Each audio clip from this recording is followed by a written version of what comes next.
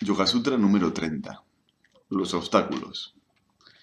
Los obstáculos son enfermedad, inercia mental, duda, abandonar la práctica, pereza, falta de desapasionamiento, percepción errónea, incapacidad para lograr la concentración, imposibilidad de mantener la actitud meditativa una vez alcanzada.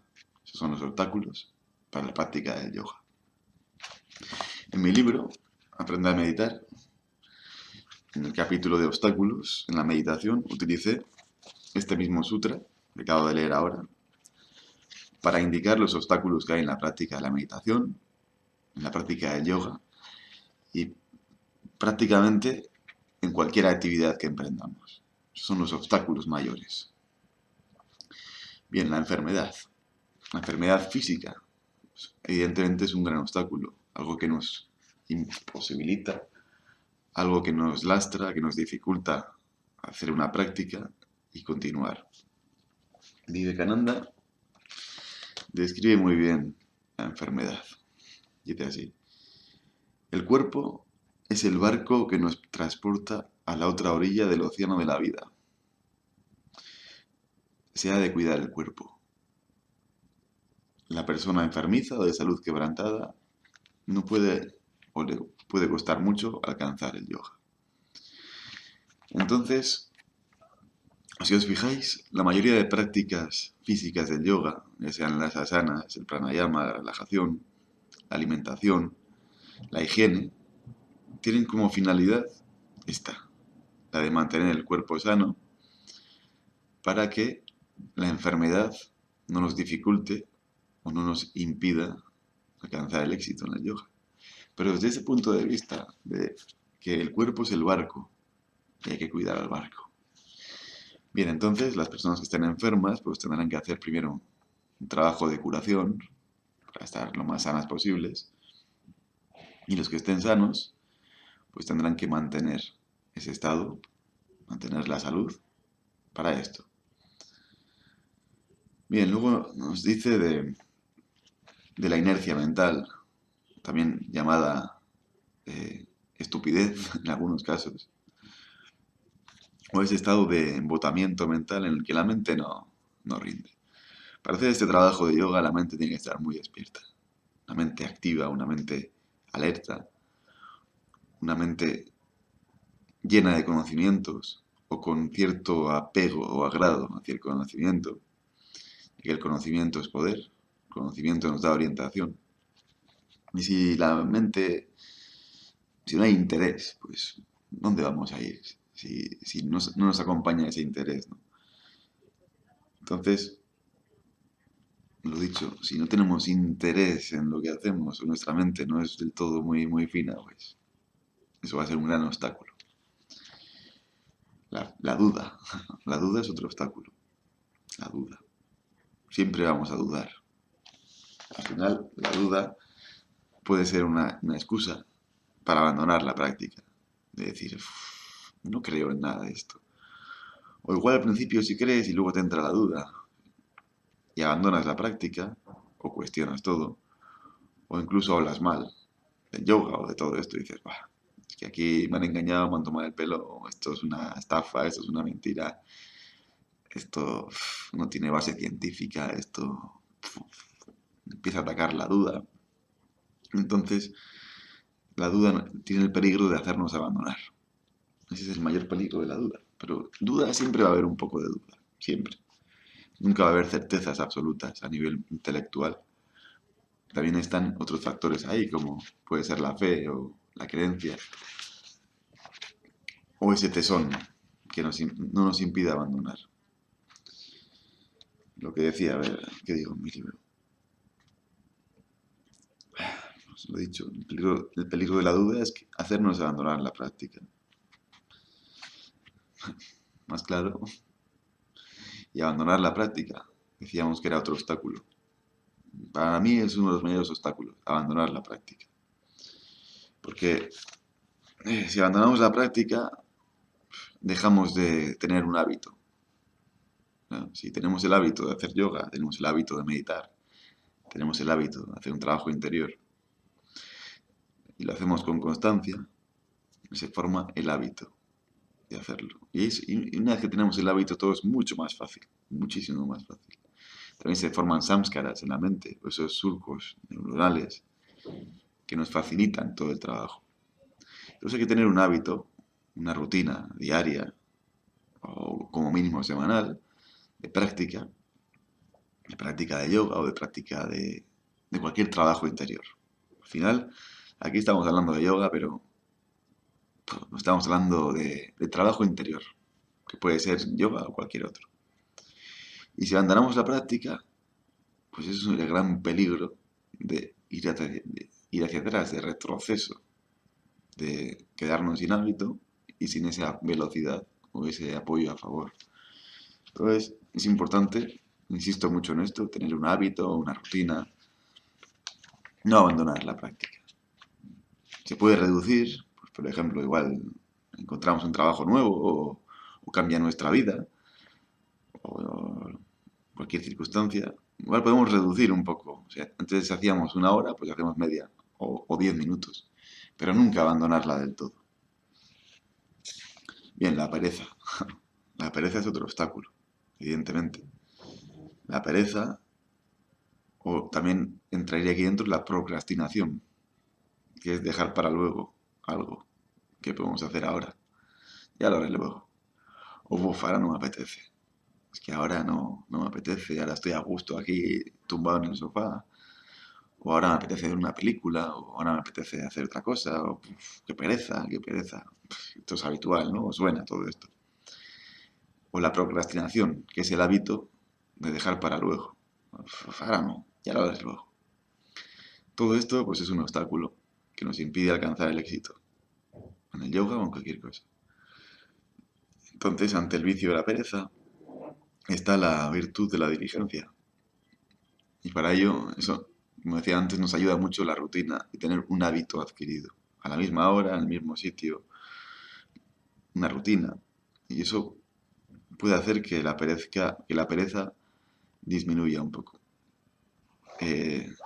También, si hacemos yoga en grupo o vamos a una escuela, unas horas, unos días determinados, con más gente, y ya hemos pagado el mes o la cuota, eso también puede hacer que sea digamos,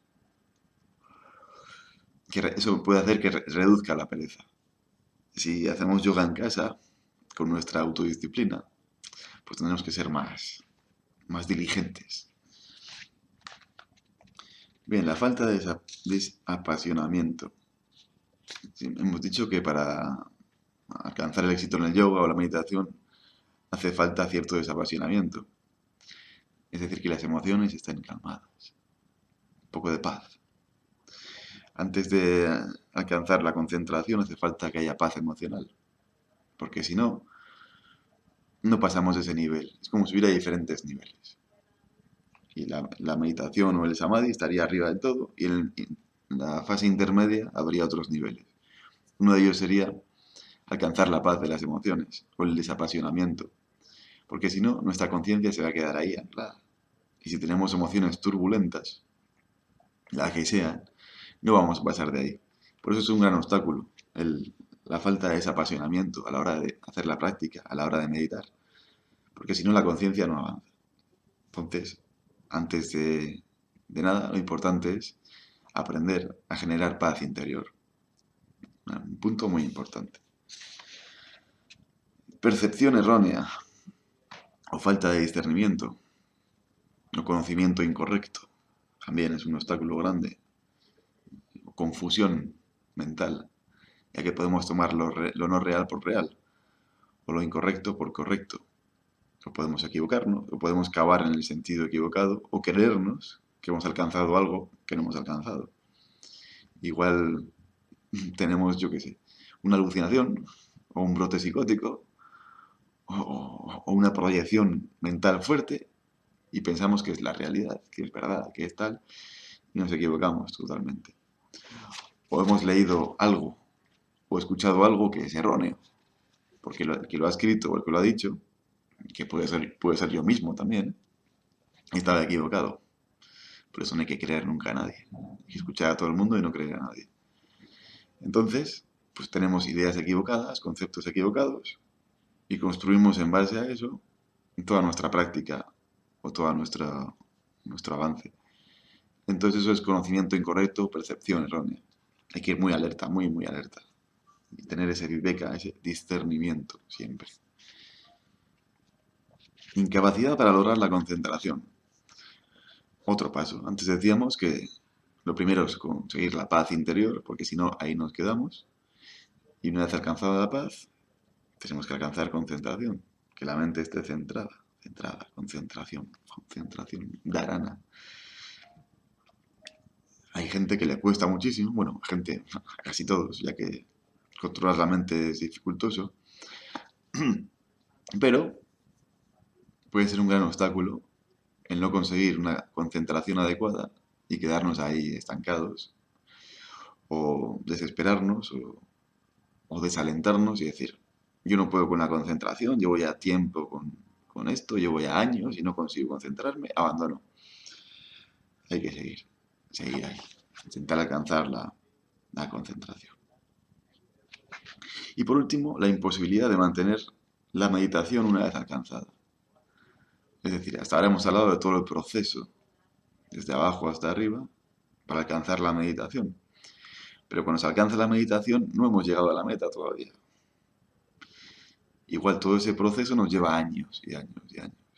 Y alcanzamos la meditación y, lo dicho, no hemos alcanzado la meta. Luego hay que mantenerla y profundizar en ella, porque la meditación tiene muchos niveles o recámaras, por decirlo así.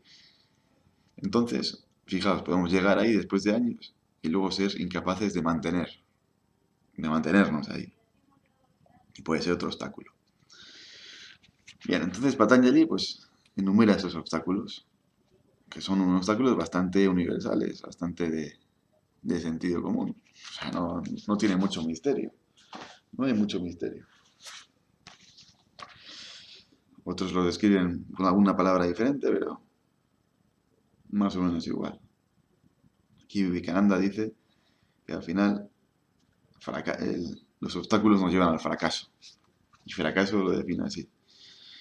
Durante los ejercicios habrá días y aún semanas en que la mente esté tranquila y sin dificultad concentrada, de modo que el ejercitante haga notables y rápidos progresos, o sienta que está haciendo progresos.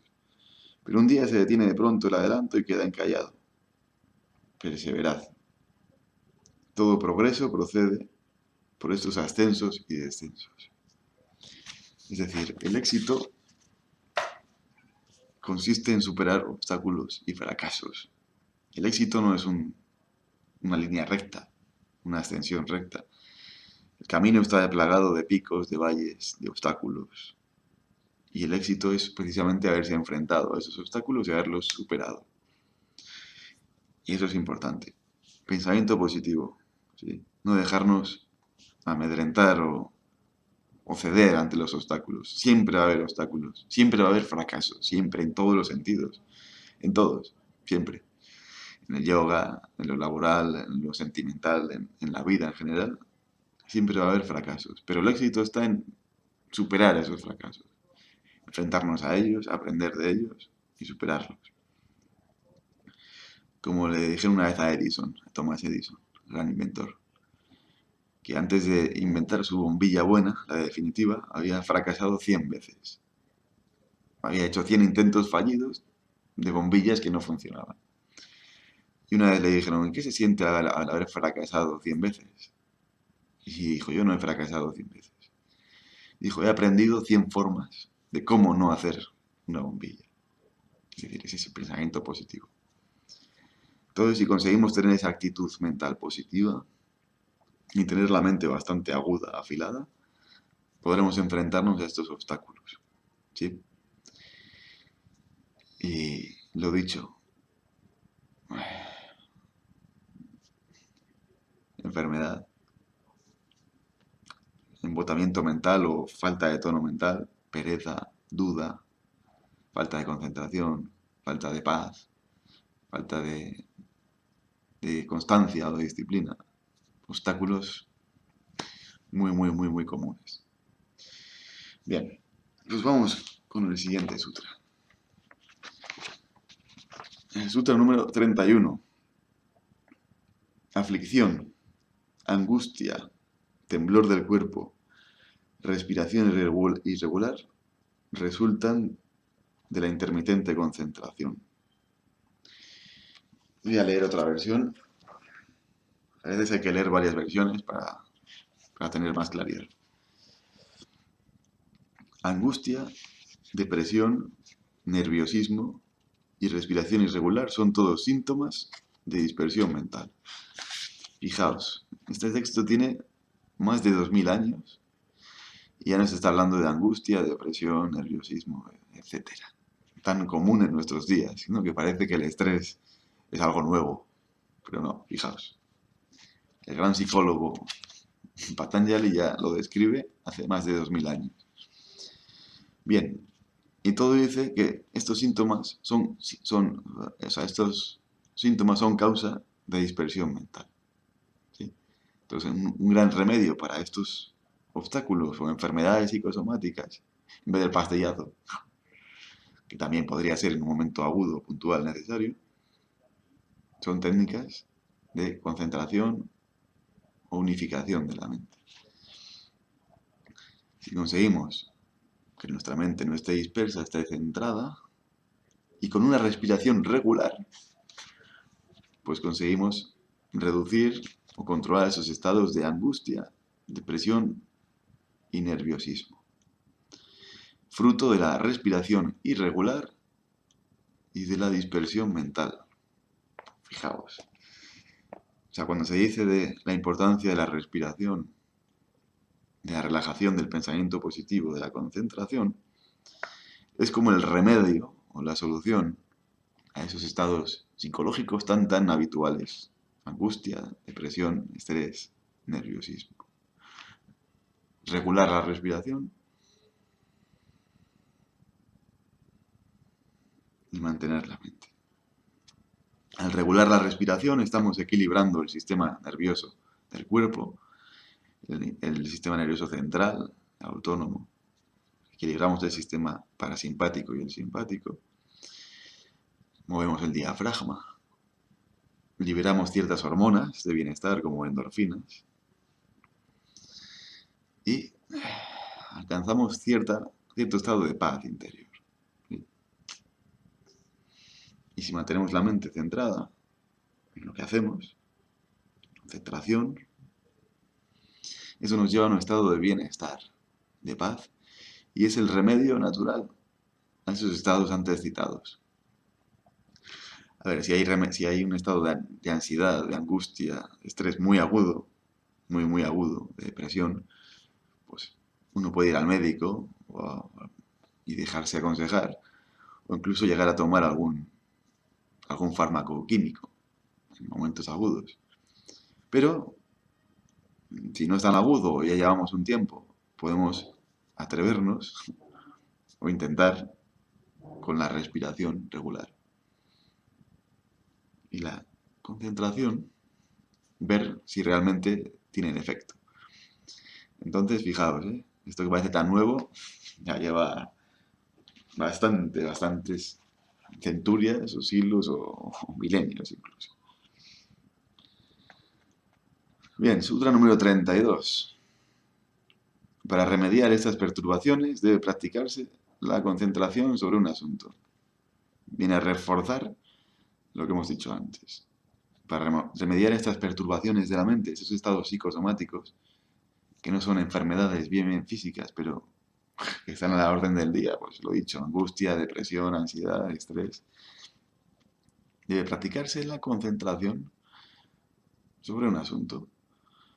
Aquí nos dice que cada uno pues escoja una particular forma o idea o lo que más le vaya y elija. Pero viene a decir lo que hemos dicho antes, regular la respiración y concentrar la mente. O sea, no tiene más secreto, es un refuerzo. Aquí nos dice esta otra versión que para erradicar estos obstáculos, aquí ya hace alusión a los anteriores, a la enfermedad, a pereza, ta. Para erradicar esos obstáculos es preciso meditar en un aspecto de la verdad. Aquí ya nos matiza un poco más. No vas a concentrarte en una planta o en una vela. Puedes hacerlo para entrenarte, pero es preciso, según meditar en un aspecto de la verdad. Y nos dice, el estudiante debe elegir una de las formas varias de meditación para desarrollar su práctica. Ya hemos descrito en sutas anteriores las diferentes variedades de meditación, con forma, sin forma, con semilla, sin semilla, en un aspecto concreto, en un aspecto abstracto. Si salta de un objeto a otro, jamás conseguirá tranquilidad mental. Es lo que se conoce como dispersión. Que decíamos, la dispersión mental nos lleva a la angustia, al sufrimiento, al fracaso. No solamente es preciso concentrarse en un solo objeto durante la meditación, sino que ese objeto ha de ser siempre el mismo año tras año, para generar el hábito. El hábito. Lo mismo. Es la única forma de reunir los rayos de la mente y perfeccionar la concentración, como si sería una lupa o un rayo láser. Es decir, todo el proceso de la concentración. Entonces, pues lo dicho, es un sutra que refuerza el anterior, la necesidad de la respiración regular, equilibrada, la paz asociada y la concentración. Bien. Siguiente, sutra número 33, que va relacionado. Amistad, misericordia, alegría, indiferencia con relación a los asuntos agradables o desagradables, buenos o malos respectivamente, pacificarán la mente.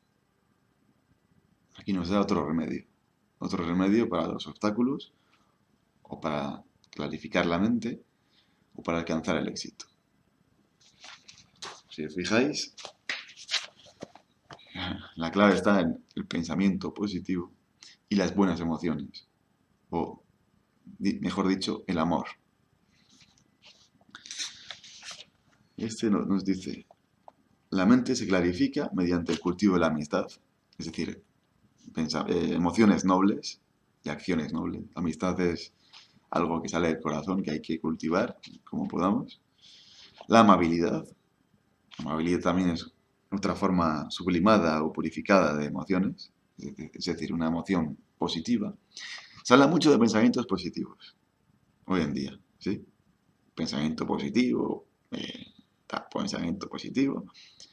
Y a veces se descuida un poco el emociones positivas, ¿sí? Parece que pensamiento positivo es todo, pero también hay que cultivar las emociones positivas. Esto es muy importante. La amistad, la amabilidad, la alegría, ¿sí? La alegría. El otro día iba por la calle paseando y escuché una conversación así de dos personas que estaban hablando, sí, típica que escuchas mientras justo pasas por delante de ellos. Y le decía uno a otro, ¿y cómo estás? Y bien. Dice, eso es bien. Dice, hay que decir siempre bien.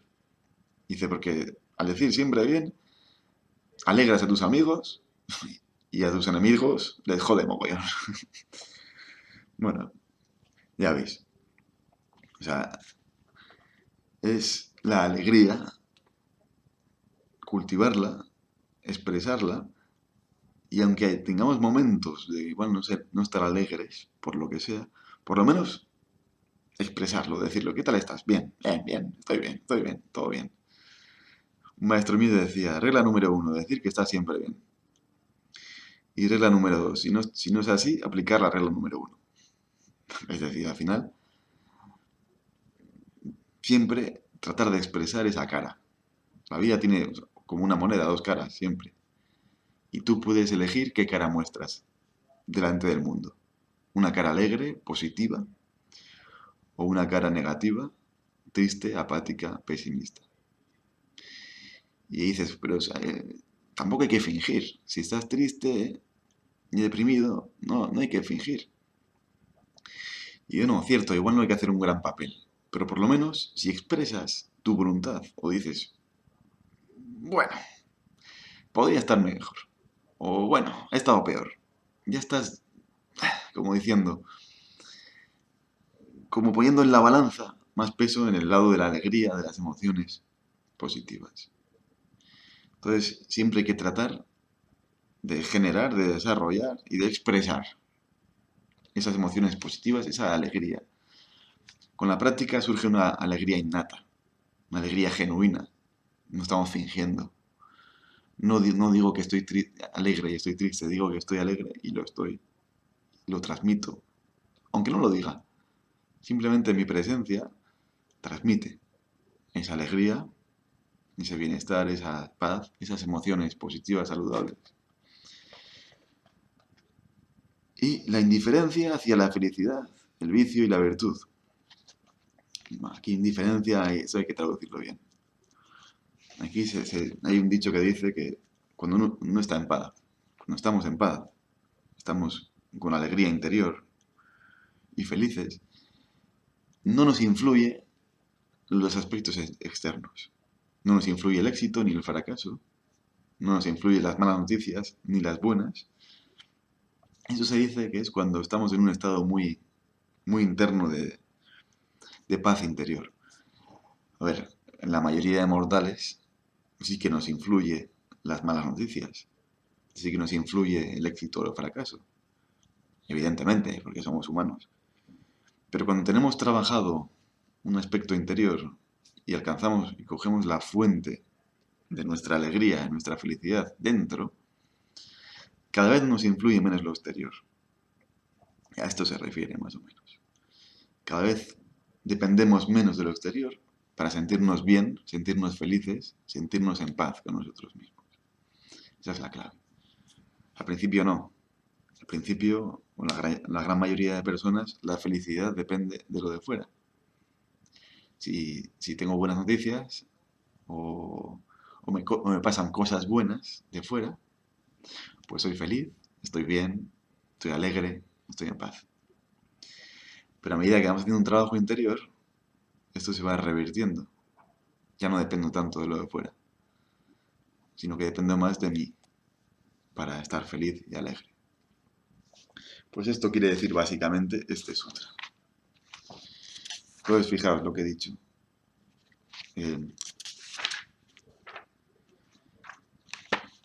La importancia del pensamiento positivo y de las emociones positivas. Emociones saludables para eliminar, contrarrestar esos obstáculos. ¿Sí? Importante. Bien, los siguientes sutras siguen profundizando un poco más en esto. Vamos a parar aquí este vídeo. Y en los siguientes sutras seguiremos profundizando un poco más en cómo eliminar los obstáculos o algunas pistas o detalles más. Muy bien, pues hasta la próxima.